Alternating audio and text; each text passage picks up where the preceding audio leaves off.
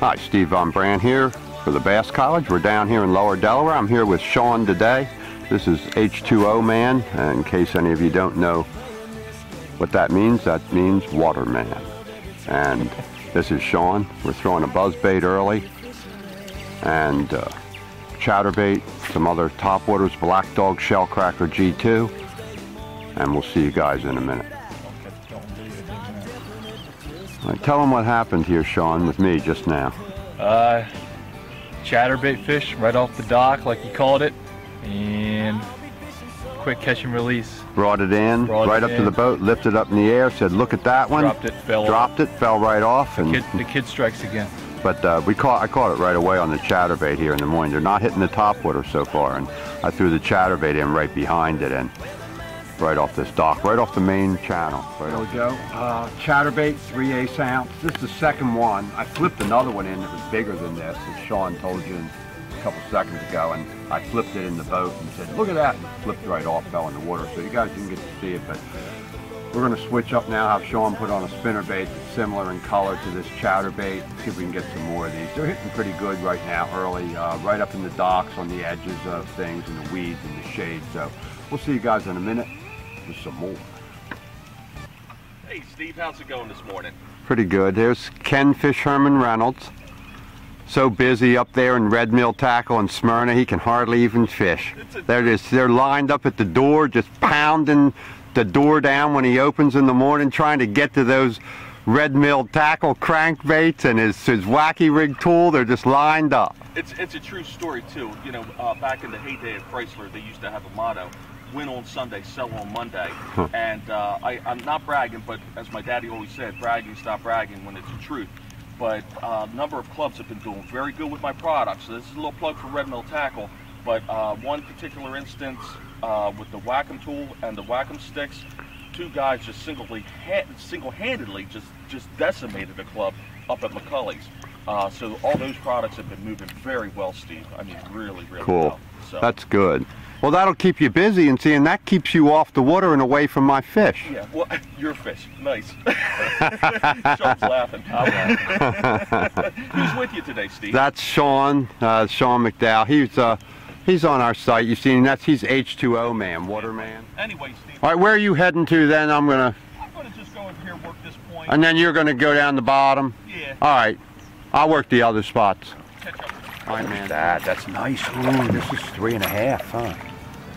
4 pounds maybe, huh? Look at that. Look at that. Nice. 3. Thought it was a little bigger than it was. That's nice. I had to horse him in. That's nice though, huh? Not bad. That's on that double willow, chartreuse and white. Terminator. The Terminator? Yep. Not too bad. Oh yeah, see that's Shallow, decent, huh? Foot and a half, came out underneath the tree over here. Yeah, we're down in the lower part of the lake. We're right near Route 1 right now. Oh, that's nice. All right. Put that one in. Look at that. Decent. Nice. Chatterbait. Decent, not giant, but a good solid 2 3/4, 3 pounds. Nice fish. Right here on the edge of Route 1. Down here in Rehoboth Beach. I'm here with Sean, Steve for the Bass College. We'll see you guys in a minute. Another one on the chatterbait. Came off some rocks here now back in this spawning cove. Threw it right up in on the rocks. Kind of slowed rolled this out off a little bit. Gave it a couple jerks, jumped it around, he hit it right away. Same size, good healthy fish though. Nice fish. Came up to my 8.7 dock and I just did the sandwich and I said, you gotta put it right in there in that corner, Sean. And he puts it in there. I said, that's a good gun. Put it in the next corner. He put it right in there. I said, now, you gotta swallow the sandwich. Put it in there. Set the hook. First cast right away. There it is. Nice one. Almost 4 pounds. It's got a lot of weight to it. Big one. Nice. You gotta come in this grass. Yep. Got to get it right up there. It's real shallow. I said, watch this now. What you do is just throw it in. Just kind of wiggle it. Jiggle it around. Jiggle it around in that grass and just maneuver it around. And he just came up and I said, like that. And there he was. Another one in there. Hopefully we'll find a bigger one in a minute. cloud cover came up. Looks like it's going to rain. Temperature dropped like 15 degrees. Crazy. Not anywhere near what they're forecasting. I have no idea what's going on. Hopefully it'll turn them on like this. There we go. Another one on the chatterbait. This one freaked me out. I threw it to the edges of the pad and said, Sean, I can't believe none of the pads. They've got to be. So I threw up into the pad and the bait started acting funny. The bass was taking it and run so fast straight at me that I never could pick up enough line even with a high-speed reel. So that just shows you guys 6.4 to 1 minimum, 7.0 to 7.3 to 1 burners. That's what you needed to catch up with these fish. The new reels got plenty of power with the higher gear ratios. You don't have to worry about that anymore. Nice bass. Get him back in. Chatterbait. We're back in here in Carp City, throwing these chatterbaits right up against the seawall in back of where all the carp are churning up the water. It's 30, 40 pound carp churning the water up. There we go, right up on the seawall, another 20, 25 yards down. Chatterbait, same one. Check out that gold trailer on. Black actually has these gold specks in it, the gold blade, white chartreuse. Got the Strike King sexy chat skirt on there. Foot-tail trailer, there he is, another one here. Cloud cover, winds come up, temperatures drop. Turned them on. All right. I switched up and I had Sean throw the chatterbait. I said, I'm not going to throw the chatterbait anymore. I've caught enough of these size fish. I'm going to find us some rattle trap fish off the edges and the grass and in the channel. Put it on immediately. I caught one on the rattle trap right in where he's throwing the chatterbait. Exactly what I didn't want to do. All right, there he goes. Corner up here. I was just telling Sean, I said, Sean, you know you can take this rattle trap and throw it right up into the rocks, up into the shallows and stuff. And I threw it up into there, and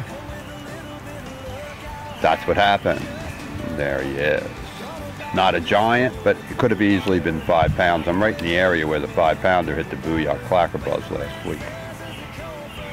Came right out of there, behind the pad. Look at it. He did the same thing to you that he did to me. See, he missed mine, came back, swiped at yours, and you caught him, but it was a swiping thing. The water's so muddy, they're having trouble seeing it. That's what it is. That's a KVD red-eye shad. We're up in the back of a creek. Real shallow back creek here, but that's not a bad one there. I mean, not giant, but not bad. Okay. Nice. As you can see, I have a bass here. Oh, that's a good 4.5, 5 pounds. It's a 5-pound bass on a cotton cordell, and I threw it up into shallow pads, maybe 6-8 inches deep. Burned the cotton cordell through the lily pads. Hooked it on a stem, pulled it off the stem hard, and as it came off the stem hard, there he is. Nice bass, huh? Look at that. And look how he's barely hooked in his lip. Oh man, I was really worried about that coming off, but he looks like he's hooked pretty good. In fact, I'm gonna have to get some pliers.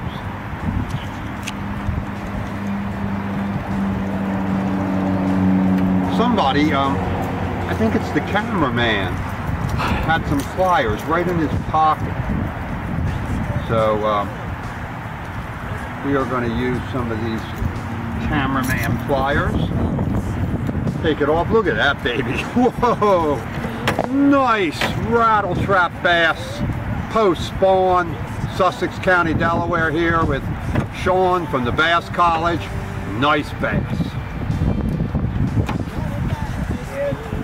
That's 4.5, 5 pounds on a jig.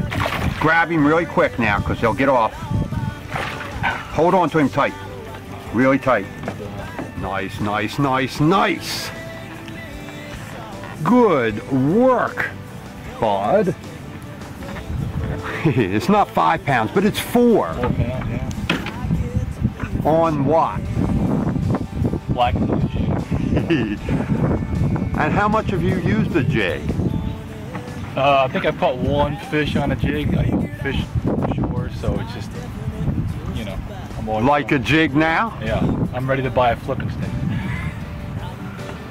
Look at that, nice. There we go. Put him back in, and there he goes. Decent, bud. Sean is a quick learner. I've been showing, he's been flipping really nice, making some good pitches, some good quiet entries, doing it just right, and that's the result. Yep. When you do it right, that's the result. This is on a Dirty Jigs, Grande Bass Mega Claws trailer. Poke him off of here, hopefully. Boy, he's really hooked. There he goes. Grande Bass Mega Claws, Dirty Jigs. Not a giant, but a nice bass, good hefty bass. Is starting to feed up, got a belly on it.